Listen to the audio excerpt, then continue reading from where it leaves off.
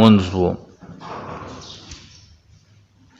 حضرت عائشہ رضی الله عنها فرمایي چې اول کې جبرئیل علیه السلام راغی خپل پون باندې زه چې دنه دا وکناستو دا غي سره یو چینه چې دنه دا جاری شو. جبرئیل علیه السلام د هغې نه اودس وکړو. نبی علیه السلام ورته کتل. دنه پس نبی علیه السلام هم قرنګ اودس وکړو څنګه چې جبرئیل وکړو. یا جبرئیل علیه السلام 2 رکعاته مونځ چې دینه دا وکړو او نبی علیه السلام د هغه اقتدا وکړه. جبرئیل د امام او نبی علیه السلام د مقتدی و. نبی علیه السلام چې مونځ وکړو د مونځ نه پس بیا کور ته تشریف راوړو او حضرت خدیجه رضی الله عنها ته د اودس او د مونځ تعلیم چې دینه دی وته وښوده. دا رنګ یو روایت د اسامه ابن زید چې دا زید د نبی علیه السلام متبنا غچته ویل کیږي چې مو بولا بیٹا یعنی خپل زوی نوی او اس یو کس ته زوی وینو. شرعي کې دنه پرده هم شته شریعت کې دنه چې دینه دنه پرده بیا کی چې کړه دا بالغ شي.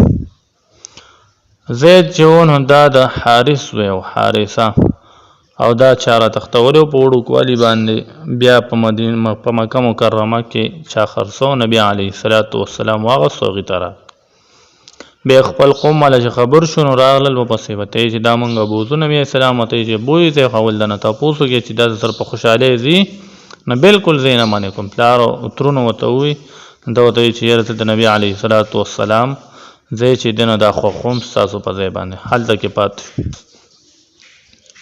نه دی وی چې نبی علیه السلام ته د ټول نړمبه وحی دا بعثت د وحی چې شوی وو وحی چې وتر ټول نړمبه راغلی و. نبی علیه السلام فرمایل جبرئیل دما خواته راغی او دسه وکړو او مونږ وکړو او ماته دا غي تعلیم چې دی د ماته وخودو. نو دینه معلومیږي چې د ټول نو احکاماتو کې لومبه حکم دا وته د اوداسه او د مونځ ورکړی شی و. بیا مونځ او د آیات یا الذین آمنوا اذا قمتم الى الصلاة فاغسلوا وجوهکم د آیات چې دی نو دا خو مدنی دی او د چې دی نو دا خو په مکه کې پر شی و. نو په اعتبار د اودس سره فرضیت چې دی نو دا په مکه کې او په اعتبار تلاوت چې دا مدنی دی. دیو جنا چې د آیات د نزول دا په د هجرت نه پس په مدینه کې شوی و او نبی علیه السلام مونځ او اودس کول دا قطعا په ابتدای زمانه کې ثابت دی. او بیا په دې کې اختلاف دی چې د 15 منځونه پر شی و د 15 نه پرس کېدو نه مخکې په نبی علیه السلام باندې مونځ چې دی نه دا فرض و او کو نه. نو بعض علما باندې د معراج نه مخکې په نبی علیه السلام باندې هیڅ یو مونځ چې دی نه دا فرض نه و. نبی علیه السلام چې به څومره غوښتل هغومره مونځ چې دی نه دا به یې کو.